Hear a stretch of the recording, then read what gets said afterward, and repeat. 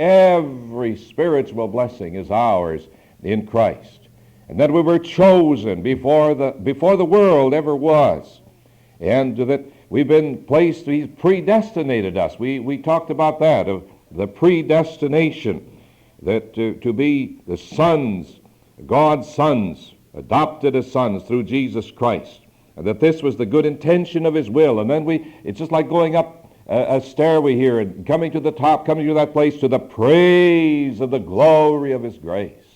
This is God's appointment for us, that all of this is the building up, and that we are to be brought into the place, and all that we are and all that we become, to the praise of the glory of God's grace. But now, particularly identifying that grace of God. What is grace?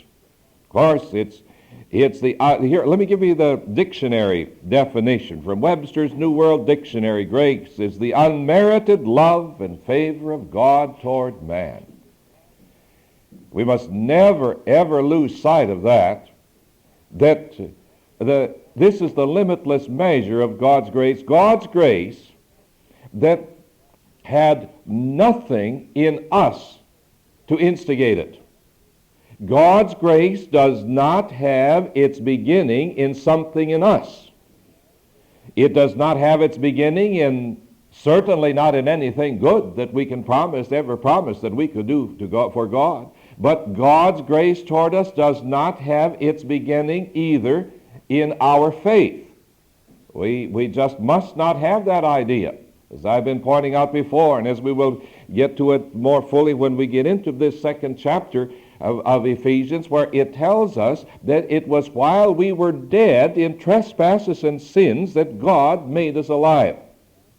Well, if we were dead in trespasses and sins, we had absolutely nothing that could commend us to God. And it wasn't that God looked ahead and saw that we were going to believe. It is that God chose us out of His complete mercy and grace. It was nothing in us. It's just God. God entirely. And it is limitless. There's a limitless measure to this grace. There's no limit to it because it is God's grace. And God is limitless.